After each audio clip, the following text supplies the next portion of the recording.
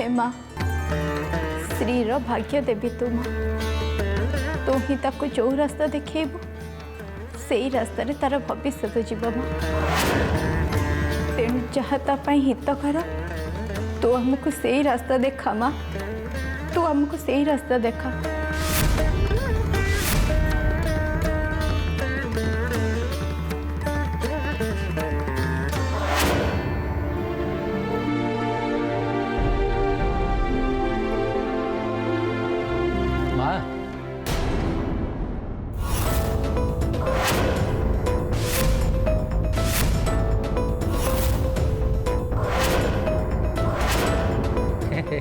मो ना खड़ी रत्ने मो ना शुणी थे निश्चय मु पंडित घर रहे। हाँ हाँ कहतु मु आपण को जाने मु आपण घर को जाइली आपण संगे देखा किंतु सेठी सुनली आपण माँ को दर्शन पर मंदिर आसी सीधा सीधा ये चली आस। हाँ जे किंतु आपणकर मो पाखरे की काम आपण झील श्री जातकटा दरकार पंडित श्री जातकटा आपण पाखु मत आने श्रीर जातक पंडिते पुणी कहीं मागिले सबु किछि तो मेल कर सारिबा परे सी बाहाघर ठीक करथिले सेते बेले तो से कहिथिले श्रीर राशि नक्षत्र सबु धर्मर जातक सहित मिसी जाउची एबे पुणी जातक कौन दरकार पड़िला जातक रे किछि दोष बाहरी तो खड़ी रत्नी नहीं नहीं नहीं सेमिति किछि नुह माँ जातक देखि सारा पर जदि किछि दोष थिबो ताहले रिष्ट खंडन पर व्यवस्था करा जिवो ना पंडित से जातक मागिଛନ୍ତି। हाँ आपणकर जदि किछि आपत्ति अछि आपण मना कर दे पारंती मु पंडित को जाकि से कथा जणाई देबी। नहीं नहीं आपत्ति कहीं करी भास काली श्रीर बापा को थरे पचारि दे आपन को दे देबी किंतु एते समय तो मो पाखे नहीं मु टिके व्यस्त अछि आपण जदि देबे दियंतु नहले मु जाउछि। नहीं नहीं खड़ी रत्ने श्रीर जातक ये मंदिर पुरोहित पाखरे अच्छी आपण टिके अपेक्षा करंतु मु सांगे सांगे जाई पुरोहित पाखरो मागी नहीं आसुची। हे माँ श्री चक्रेश्वरी मो जीवन रे केबे भी मिछ कहेनी माँ केवल तोरी काम पाई मते मिछ कहिया को पड़ुची मो दोष धरिबुनी माँ मते क्षमा कर दे माँ।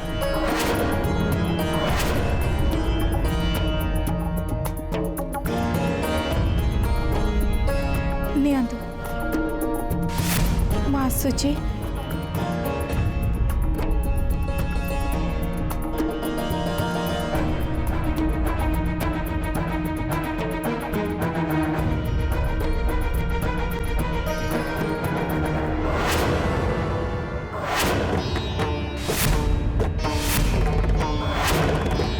ये जातकर तो पूर्व जन्मर पुण्य बहुत किछि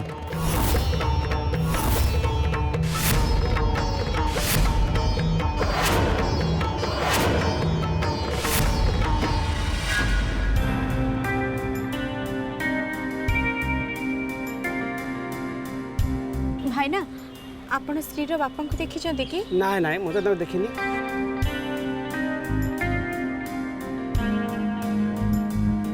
देखी ना ताले ये पुणी गले कुआड़े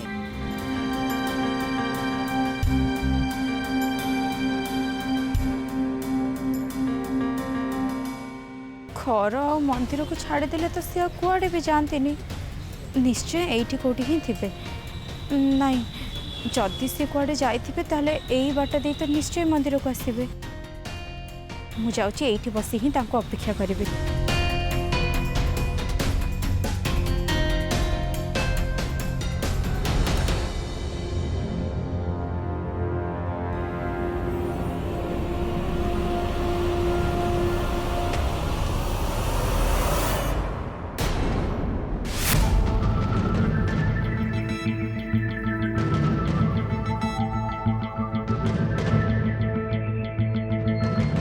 अरे तुम एठी कौन बसछ?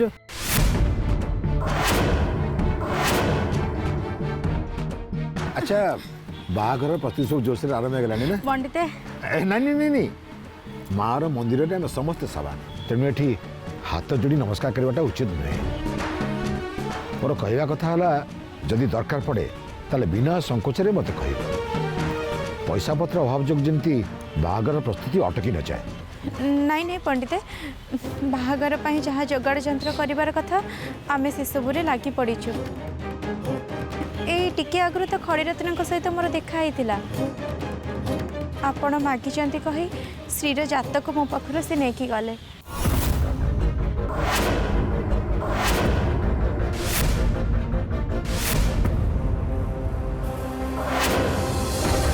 ସେତିକି ବେଳୁ କାହିଁକି କେଜାଣି ଜାତକରେ କୌଣସି ଦୋଷ ବାହାରିବ ଭାବି ମନଟା ଭାରି ବ୍ୟସ୍ତ ଲାଗୁଛି। ତେଣୁ ଏଇଠି ବସି ମୁଁ ଶ୍ରୀର ବାପାଙ୍କୁ ଅପେକ୍ଷା କରିଛି। ଜାତକଟା ମୁଁ ମାଗିଥିଲି? ଆଚ୍ଛା, ଖଡ଼ିରତ୍ନ ତମକୁ ଜାତକଟା ମୁଁ ମାଗିଥିଲି ବୋଲି କହିଲେ? ହଁ, ସେ ତ ଆପଣଙ୍କ ନାଁ ହିଁ କହିଲେ। ଖଡ଼ିରତ୍ନେ ମୋ ନାଁରେ ଏତେ ବଡ଼ ମିଛ କାହିଁ କହିଲେ? ଜାତକ ମୁଁ ମାଗୁଛି ବୋଲି କହିଲେ, କିନ୍ତୁ ମୁଁ ତ ଶ୍ରୀର ଜାତକ ଆଣିବା ପାଇଁ ଖଡ଼ିରତ୍ନକୁ କହିନଥିଲି। ପଣ୍ଡିତେ କ'ଣ ଭାବୁଛନ୍ତି? ନାଇଁ ମାନେ ଶ୍ରୀର ଜାତକଟା ନେବା ପାଇଁ ଆପଣ କ'ଣ ଖଡ଼ିରତ୍ନଙ୍କୁ କହିନଥିଲେ? ଆରେ ହଁ ହଁ, ମୁଁ ହିଁ କହିଥିଲି। ଅସଲ କଥା ହେଲା ମୁଁ ଆଜି ଟିକେ ତରତରି ମନ୍ଦିର ବାହାରି ଆସିଲି ତ, ମୁଁ ଏବେ ଯାଇ ତାଙ୍କ ସହିତ ଦେଖା କରୁଛି। ପଣ୍ଡିତେ ଡରିଲା ଭଳି କିଛି କଥା ନାହିଁ ତ? ହଠାତ୍ ଆପଣ ଶ୍ରୀର ଜାତକ ମାଗିଲେ ସେଇଥିପାଇଁ। ଆରେ ନାଇଁ ନାଇଁ, ସେମିତି କିଛି ନାହିଁ, ତମେ ଜମା ବ୍ୟସ୍ତ ହୁଅନି। ଯଦି ସ୍ତ୍ରୀର ଜାତକରେ କିଛି ଭୁଲଭାଲ ଥିବ ତାହେଲେ ମୁଁ ତାକୁ ଠିକ୍ କରିଦେବି। ଏବେ ସ୍ତ୍ରୀ ଆଉ ସ୍ତ୍ରୀର ଜାତକର ସବୁ ଦାୟିତ୍ୱ ମୋର। ତମେ ଘରକୁ ଯାଅ ଆଉ ସବୁ ପ୍ରସ୍ତୁତିରେ ଲାଗି ରୁହ। ମୁଁ ତମକୁ ମାଆର ମନ୍ଦିର ଠିଆ କଥା ଦେଉଛି, ଏଇ ବାହାଘର ଯେମିତି ହେଲେ ବି ନିଶ୍ଚୟ ହବ। ଆଜ୍ଞା ପଣ୍ଡିତେ, ମୁଁ ଆସୁଛି।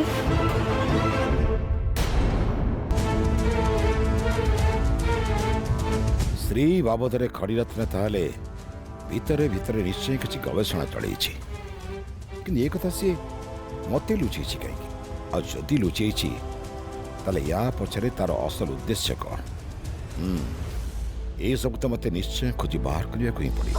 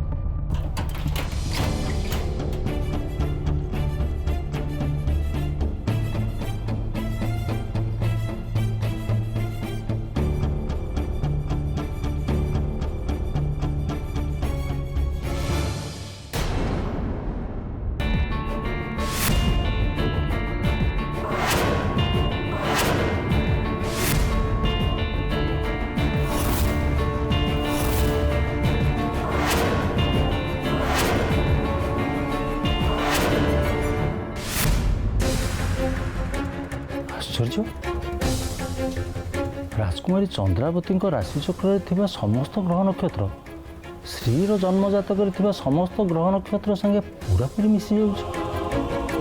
ତାମାନେ ଏଥିରୁ ପରିଷ୍କାର ଭାବେ ଜଣାପଡ଼ୁଛି ଯେ ଏଠି ଜନ୍ମ ନେଇଥିବା ଶ୍ରୀ ହିଁ ହେଉଛି ରାଜକୁମାରୀ ଚନ୍ଦ୍ରାବତୀ। ପୂର୍ବଜନ୍ମର ଅଧୁରା କାମ ପୁରା କରିବା ପାଇଁ ମା ଶ୍ରୀ ଚକ୍ରେଶ୍ୱରୀ ହିଁ ପୁଣି ଥରେ ତାକୁ ଜନ୍ମ ଦେଇଛନ୍ତି। ତାହେଲେ ଦେବୀ ମା ରାଜକୁମାରୀ ଚନ୍ଦ୍ରାବତୀଙ୍କ ପ୍ରତି ଏପରି ଅନ୍ୟାୟ କଲେ କାହିଁକି?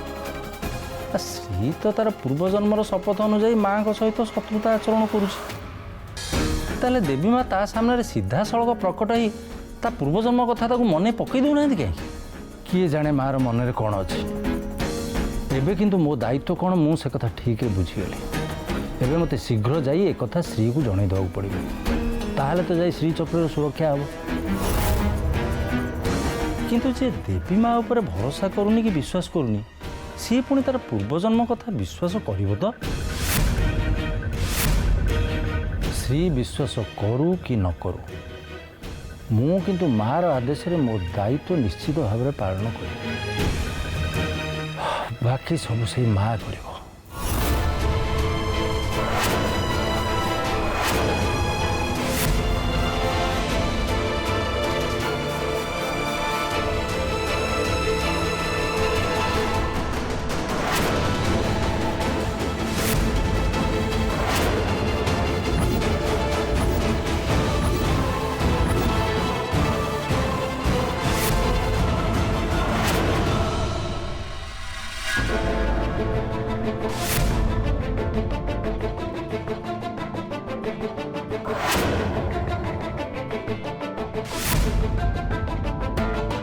ବୁଝିଲୁ ପ୍ରିୟମ୍ବଦା, ବାହାଘରକୁ ନିମନ୍ତ୍ରଣ କରିବା ପାଇଁ ମୁଁ ଆମର ସବୁ ବନ୍ଧୁବାନ୍ଧବଙ୍କର ଗୋଟେ ତାଲିକା କରିଦେଲି। କାର୍ତ୍ତିକ ତ ସବୁବେଳେ କାମରେ ବ୍ୟସ୍ତ ରହୁଛି। ଘରେ ଏତେ ବଡ଼ କାମଟେ ହେବ, ସେମାନଙ୍କୁ ନ ଡାକିବା କେମିତି? ଆପଣ ଯାହା ଠିକ୍ ଭାବୁଛନ୍ତି ସେୟା କରନ୍ତୁ ମା।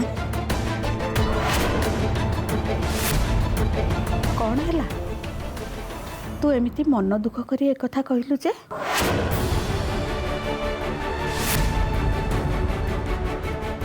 ମୁଁ ବୁଝିପାରୁଛି, ସବୁ ବନ୍ଧୁବାନ୍ଧବଙ୍କୁ ଡାକିଲେ ତାଙ୍କୁ ଲୁଗାପଟା ଦିଆହେବ, ତାଙ୍କ ପାଇଁ ଖର୍ଚ୍ଚ ହେବ, ଏଇଆ ଭାବୁଛ ନା ତୁ?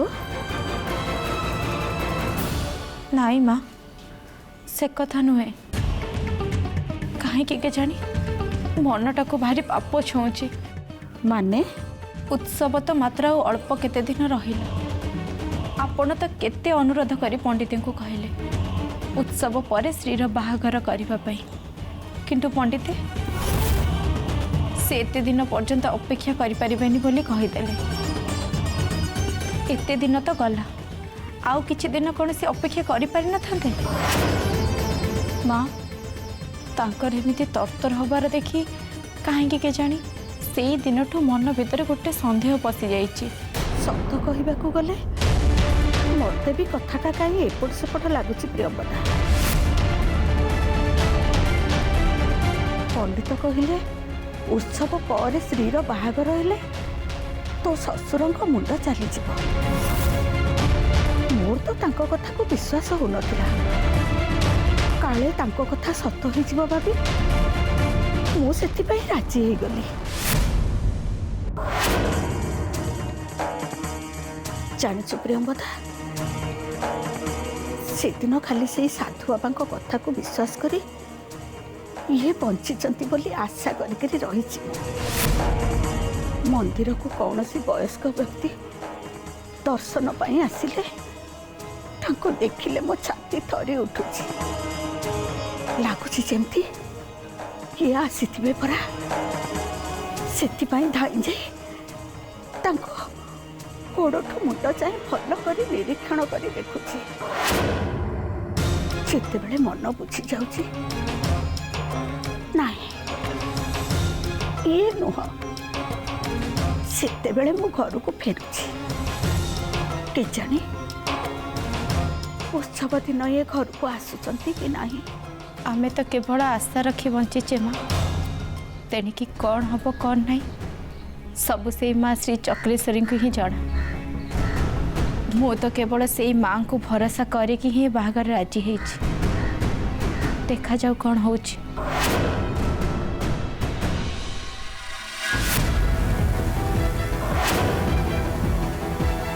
ଯଦି ସତକୁ ସତ ପଣ୍ଡିତଙ୍କ ହାତରେ ଶ୍ରୀଚକ୍ର ପଡ଼ିଯାଏ, ସେ ଲୋକଟା ଯେମିତି ନା ସେ ଶ୍ରୀଚକ୍ରର ନିଶ୍ଚିତ ଭାବରେ ଦୁରୁପଯୋଗ କରିବ। ନାଇଁ ନାଇଁ, ତା ପୂର୍ବରୁ ଶ୍ରୀକୁ ମୋତେ ତା ପୂର୍ବଜନ୍ମ ବାବଦରେ ସବୁ କଥା କହିଦେବାକୁ ପଡ଼ିବ। ହଁ, କାହିଁକିନା ସିଏ ହିଁ ହେଉଛି ଏକମାତ୍ର ପିଲା ଯିଏକି ଶ୍ରୀ ଚକ୍ରେଶ୍ୱରୀଙ୍କର ଶ୍ରୀଚକ୍ରକୁ ସୁରକ୍ଷା ଦେଇପାରିବ। ନହେଲେ ତ ପଣ୍ଡିତେ ଶ୍ରୀକୁ ବୋହୂ କରି ଆଣି ଶ୍ରୀଚକ୍ର ହାସଲ କରିବା ପାଇଁ ସବୁ ରାସ୍ତା ତିଆରି କରିସାରିଲେଣି।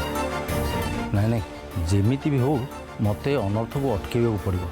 ଯେକୌଣସି ପ୍ରକାର ହେଉ ଧର୍ମା ସାଙ୍ଗରେ ସ୍ତ୍ରୀର ବାହାଘରଟାକୁ ମୋତେ ଭାଙ୍ଗି ଦେବାକୁ ପଡ଼ିବ।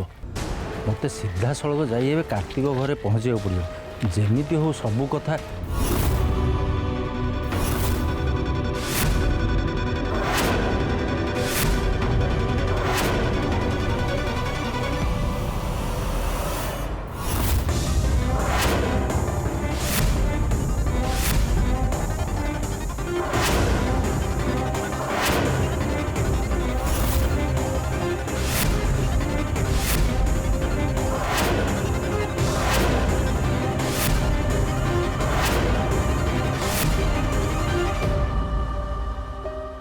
କଥା କ'ଣ ଘଡ଼ିଥିଲେ?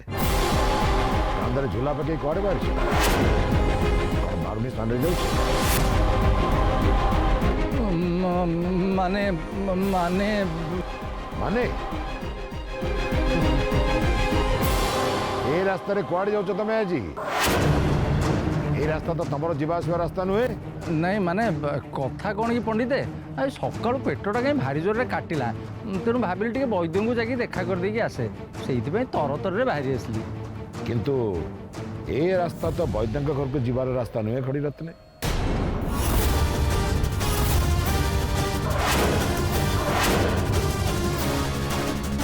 भला मनीष मुझे कौन करी कौन है चुप हो कहीं नहीं माने पेटटा एत जोर काटिला जे तरतर होगी आसु आसु मो रास्ता भूलीगली पंडित। ठीक अच्छे मु ठीक बाटर चली जाऊँ खड़ी रत्ने गोटाए भूल को लुचेबा को जाई तब केतरा भूल करिवो।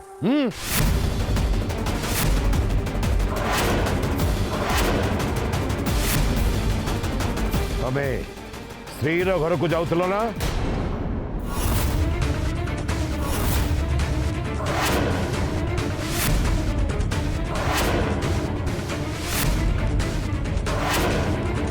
श्री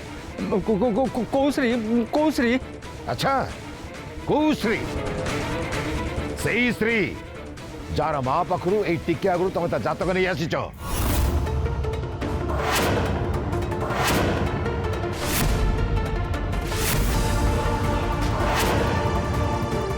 हे माँ श्री चक्रेश्वरी ये खबर भी एक पाखे पहुंची गला। कौन है किसी मने पड़ला श्री पई तमे नुआ बर कोठी देखिलनी ना नहीं। नहीं पंडिते मु श्री पाई बर कौटू खोजी कथा कौन कि रास्तार आसला बेले श्रीर बापा देखाईगला तो मत चा पीवाई घर को डाकला बहुत काकुति मिनती कर अनुरोध कला से बाध्य हेली सेठी से माने श्रीर जातक आ सान पंडित जातक मिशुच कि नहीं बोली पचारे। तमें कौन कहल मु कहली पंडित तो सबू देखिकी जातक मिसेकी बाहागर ठीक कर मु कौन देखी कि से माने मो कथा मानिलेनी आउ थे जातकटा देखा कहले।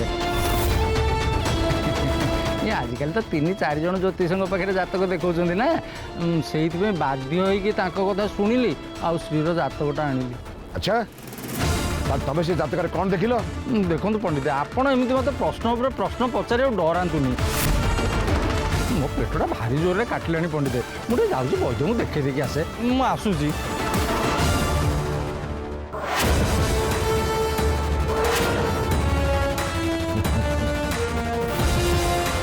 जाओ खड़ी रत्ने जाओ हेले केते बाट जीव बुली बुली संध्या बेल को तो बो घर को आसब ना से मु देखी तमें मो प्रश्नर उत्तर केमी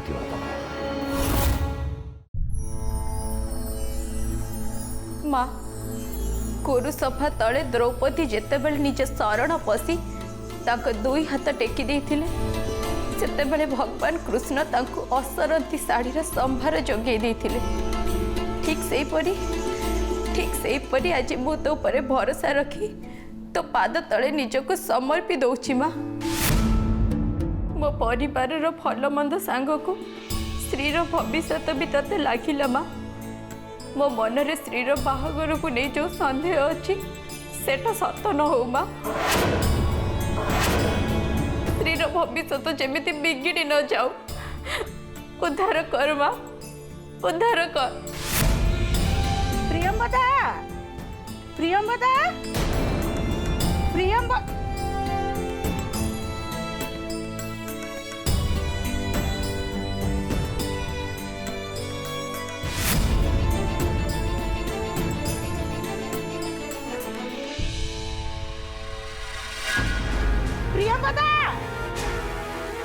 ए प्रियंवदा आलो कुआड़े गलु तू कौन है माँ आपण एत जोर पार्टी करी मते कहीं डाकुछंती। आलो मो मुंडू को गोटे कथा आसीची आलो श्री बाहागर रे पंडित कहले सब खर्च करिबे बोली किंतु जेते हेले भी तो आमको किछि खर्च करबा को पड़िबो ना सब कथारे तो आमे आ पंडित को हाथ पतेइबा। आलो से पोड़ा मुआ गजेंद्रटा तो से 12 एकर जागार दलिली आमको देलानी से खंडक हेले देई थांता सी ताकू ही बिकी करी आम श्रीर बाहागर आमे बड़ धूमधाम रे करि थांते। खाली कौन सेतिकी माँ झील विदा करवा कौन खाली खाली श्री को बेदी को पठेला बेले को ତା ବେକକୁ ଆଉ ହାତକୁ ତ ପୁଣି କିଛି ସୁନା ଜିନିଷ ଦବାକୁ ପଡ଼ିବ ନା ନାହିଁ। ତା ପାଇଁ ମୁଁ ଭାବି ସାରିଛି ପ୍ରିୟମ୍ବଦା, ତୁ କାହିଁକି ବ୍ୟସ୍ତ ହଉଛୁ? ଆଲୋ, ଏଇ ଯୋଉ ଚୁଡ଼ି ଚାରିପଟ ପିନ୍ଧିଛି ତତେ ଦେଇଦେବି। ଆହୁରି ଜାଣିଛୁ, ମୋ ଶାଶୁ ଦେଇଥିବା ହାର ବି ମୋ ପାଖରେ ଅଛି, ତାକୁ ବି ତତେ ଦେଇଦେବି। ତୁ ଶ୍ରୀକି ପିନ୍ଧେଇ ଦବୁ। ଗୋଟିଏ ବୋଲି ନାତୁଣୀ ମୋରଟି, ପୁଣି ପଣ୍ଡିତଙ୍କ ଘରକୁ ବୋହୂ ହେଇକିରି ଯିବ। ଆଲୋ, ଖାଲିରେ ଗଲେ କ'ଣ ସୁନ୍ଦର ଦେଖାଯିବ? କିନ୍ତୁ ମା, ଆଲୋ କିନ୍ତୁ କ'ଣ? ୟାକୁ କ'ଣ ମୁଁ ପିନ୍ଧିକିରି ସ୍ୱର୍ଗକୁ ଯିବି ନା କ'ଣ? ଆଲୋ, ମୁଁ ତ ବୁଢ଼ୀ ହେଲିଣି, ମୋର ଏସବୁ କ'ଣ ହବ? ମୋର ଅସଲ ଗହଣା ହେଉଛି ମୋ ସ୍ୱାମୀ। ସିଏ ତ ଉତ୍ସବ ଦିନ ଘରକୁ ଫେରି ଆସିବେ। ସିଏ ଖାଲି ଥରେ ଫେରି ଆସନ୍ତୁ, ମୋର ସବୁ ଖୁସି ମିଳିଯିବ। ଆଲୋ, ଏଗୁଡ଼ା ଥାଇ ମୋର କ'ଣ ହବ? ଆପଣ ମହାନ ମା, ସତରେ ଆପଣ ବହୁତ ମହାନ। ମହାନ ହବା ପାଇଁ ମୁଁ କିଏ ପ୍ରିୟମ୍ବଦା? ମହାନ ହେଉଛି ସେଇ ଦେବୀ, ମହାଦେବୀ ମା ଶ୍ରୀ ଚକ୍ରେଶ୍ୱରୀ। ଆମ ଜୀବନ ନୌକାକୁ ସେ ଯୋଉଆଡ଼େ ନବ ଆମେ ସେଇଆଡ଼େ ଯିବା। ମୋ ସଂସାରକୁ ତୁ ଏମିତି ହସ ଖୁସିରେ ରଖିଥା ମା। ତୋ କୃପା ଦୃଷ୍ଟିରେ ଅନେଇଥା, ତୋ କୃପା ଦୃଷ୍ଟିରେ ଅନେଇଥା ମା, ତୋ କୃପା ଦୃଷ୍ଟିରେ ଅନେଇଥା।